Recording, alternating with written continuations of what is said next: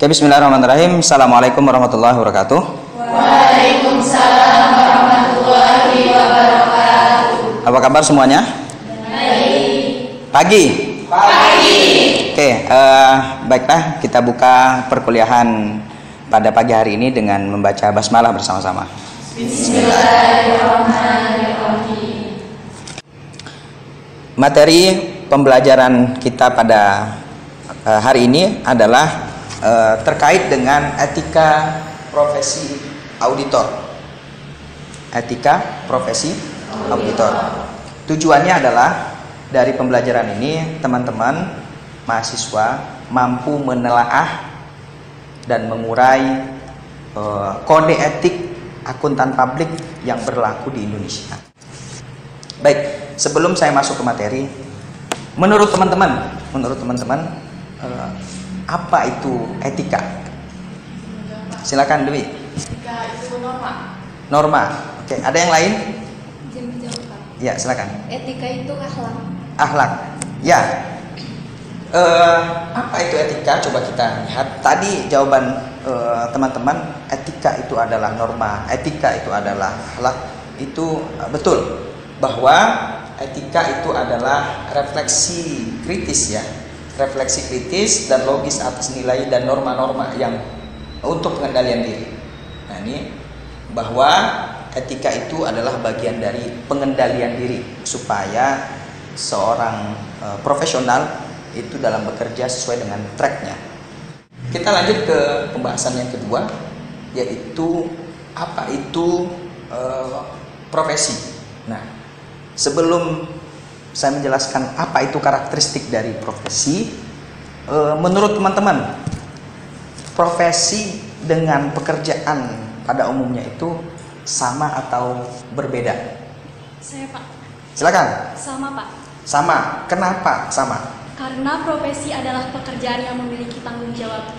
Ya, karena profesi adalah pekerjaan yang memiliki tanggung jawab, dan semua pekerjaan itu memiliki tanggung jawabnya ya masing-masing. Ada yang lain berpendapat? Silakan. Menurut saya beda. Beda. Kenapa beda? Karena profesi itu lebih spesifik dan memiliki tanggung jawab yang lebih. Oke. Kalau menurut siapa? Sophie. Kalau menurut Sophie, profesi dan pekerjaan pada umumnya itu berbeda. Kenapa tadi? Karena profesi lebih spesifik.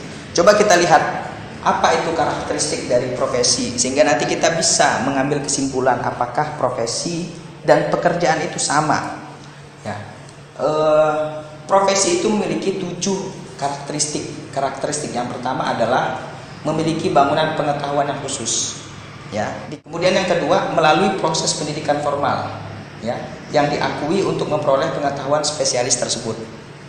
Memiliki standar kualifikasi profesional sebagai syarat penerimaan anggota profesinya.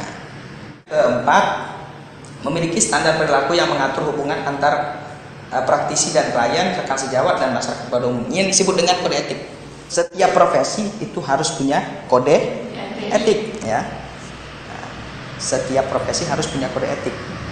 Tapi, apakah semua pekerjaan punya kode etik yang tertulis dan diakui? Tidak kan? Nah, nanti kita punya kesimpulan apakah sama. Kemudian pengakuan akan status. Kemudian menerima tanggung jawab sosial yang melekat pada pekerjaan untuk kepentingan publik. Nah, kemudian yang terakhir adalah harus punya organisasi profesinya.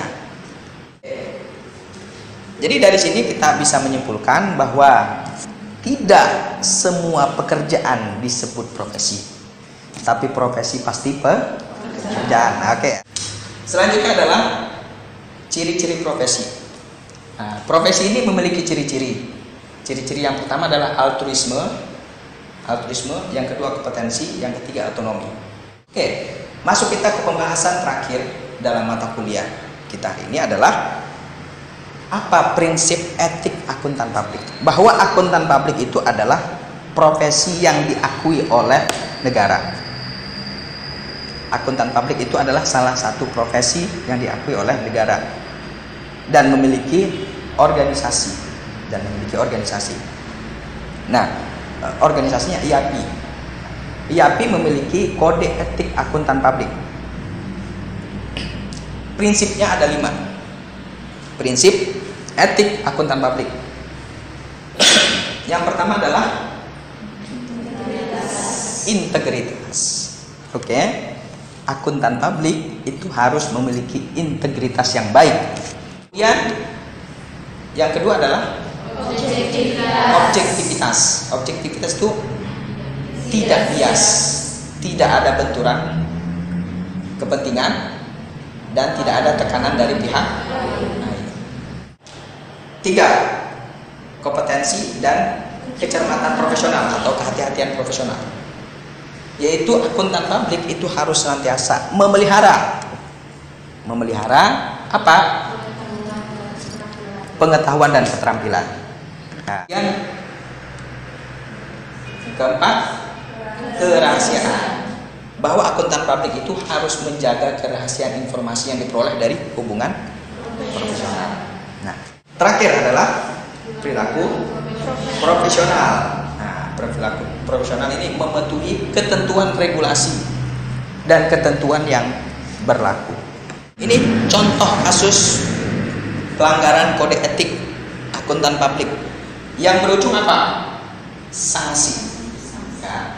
OJK beri sanksi akuntan publik asuransi Wana Arta. Ini terbaru nih, berita 7 Maret 2023. Bantu baca yang paragraf pertama. Kelihatan? Ya. Otoritas Jasa Keuangan OJK memberikan sanksi kepada akuntan publik dan kantor akuntan publik yang mengaudit laporan keuangan tahunan PT Asuransi Adi Sarana Wana Arta atau WAI. Kenapa dia disanksi? Nah, ini coba ya paragraf ini. Tolong baca, Dwi, yang paragraf ini. Yang dari Aman, Pak. Ya.